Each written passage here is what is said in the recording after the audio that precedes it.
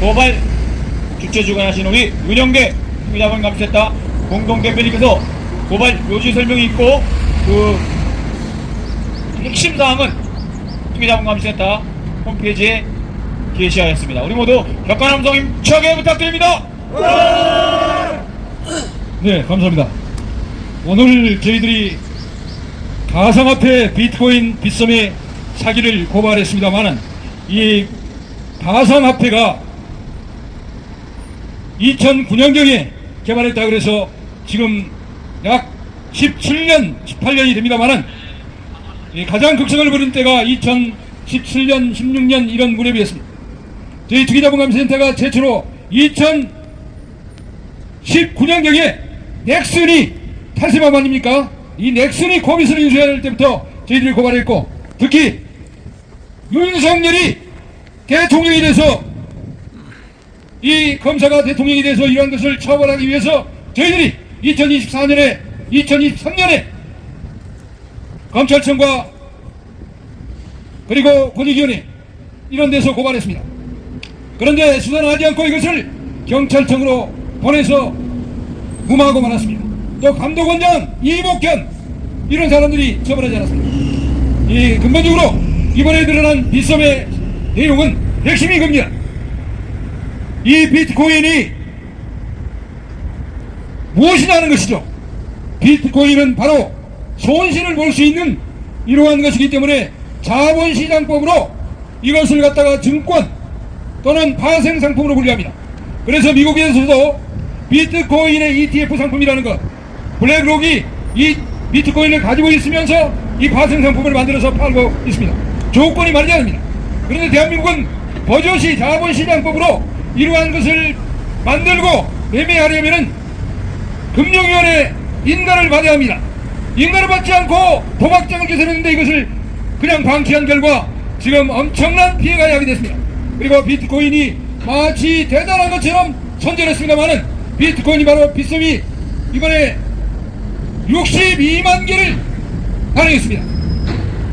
아니 62만 개 비트코인을 주려면 자기 걸로 줘야 되는 건 아닙니까? 그런데 이것을 자기가 가지고 있지도 않은 비트코인을 62만 개를 계좌에 넣어줬어요. 그런데 또 이 일부가 거래가 됐습니다. 즉 정상적으로 유통된다는 것입니다. 그러면 비트코인이 전부 가짜가 유통되고 있다고 봐야 되는 거죠. 그렇다면 지금까지 비트코인이 마치 블록체인, 그래서 모든 것이 다 다른 사람들이 알 수 있도록 2100만 배, 약 지금은 2000만 개가 발행됐습니다만은 이것을 한 개당 또 1억 개까지 분류합니다. 이게 가능한 게 2100주가 되는 건데 이것이 마치 연동이 돼서 모두 사기칠 수 없도록 되어 있는 것처럼 그동안 호도해왔습니다. 그런데 이 빗썸에서 드러난 것처럼 비트코인을 가지고 있지 않는 62만 개를 만들어서 계좌에 넣어줬고 그것도 거래가 돼서 쓰지 않았습니다. 즉 비트코인이나 이런 것은 사기였습니다. 이러한 사기가 어떻게 해서 이렇게 거대한 사기가 일어났습니까? 바로 김현장입니다. 감독원이 이것을 처벌하지 못하도록 만들고 있는 것이 김현장이었습니다. 김현장은 마치 우리나라가 법이 미비한 것처럼 법을 만들어야 된다고 사기쳤습니다. 그러나 법은 이미 자본시장법으로 규정하게 돼 있었고 검찰이나 감독원도 그런 생각을 가지고 있었습니다. 그런데 이것을 마치 법이 없는 것처럼 만들어서 하고 이 비트코인 가상화폐 거래소인 빗썸이나 업비트 이러한 두나무들의 이러한 대표들이 수없이 검찰에 기소됐습니다.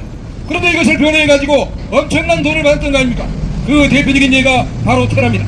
테라가 일으킨 규모가 59조 원입니다. 이 59조인데 테라가 사기치고 도망가기 전에 김현장이 90억을 받았습니다. 범죄 자금이죠. 그런데 이번에 드러난 것은 테라가 권도영이 미국으로 잡혀가서 비트코인을 다 뺏긴 거 아닙니까? 증권거래소에 6조를 주기로 했습니다. 그것이 바로 비트코인을 숨겨놨기 때문에 가능한 것인데 이때 드러난 것이 김현장이 이 권도영이 잡혀가서 파산 신청한 것이 2024년 1월경인데 파산 신청하기 전에 500만 달러씩 두 번에 걸쳐서 받아냈습니다. 그리고 이 2024년도에 또 500만 달러를 청구하고 이 공범 한창훈 권도영같이 저기 유럽으로 도망갔던 한창훈은 지금 대한민국에 잡혀와 있습니다.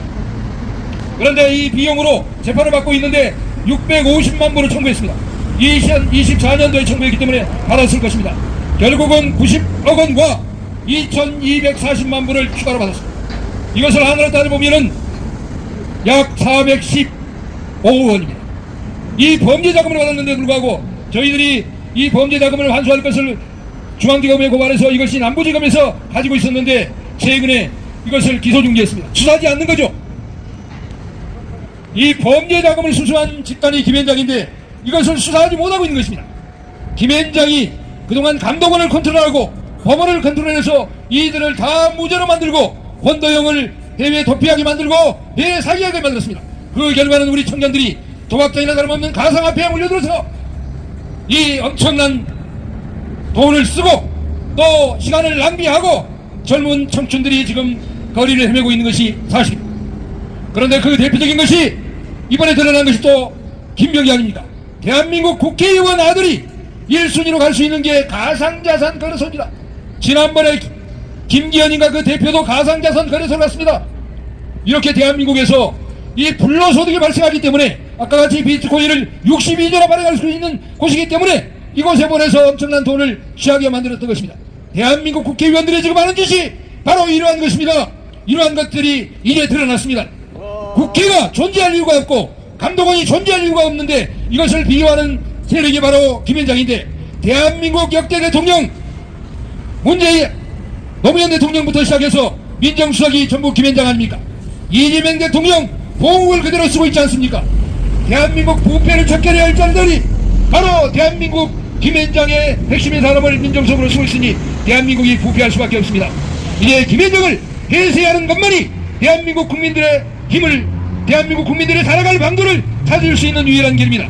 그래서 이번 기회에 저희들이 국수본으로 하여금 이러한 거대한 범죄를 엄중히 처벌하고 가상자산 거래소를 압수수색하고 국회의원 한 자가 이러한 짓을 채용적당까지 하는 이러한 자는 이것이 국회의원이 아니라 범죄인 중에서 상범죄인 아닙니까?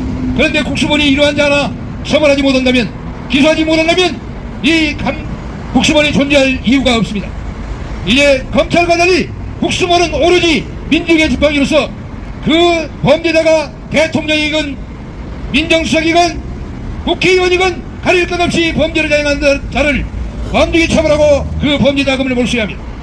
특히 이번에 415억 원을 받은 김현장 압수해서 즉각 회수해야 합니다. 검찰이 못하는 것 국수본이 이제 해야 합니다.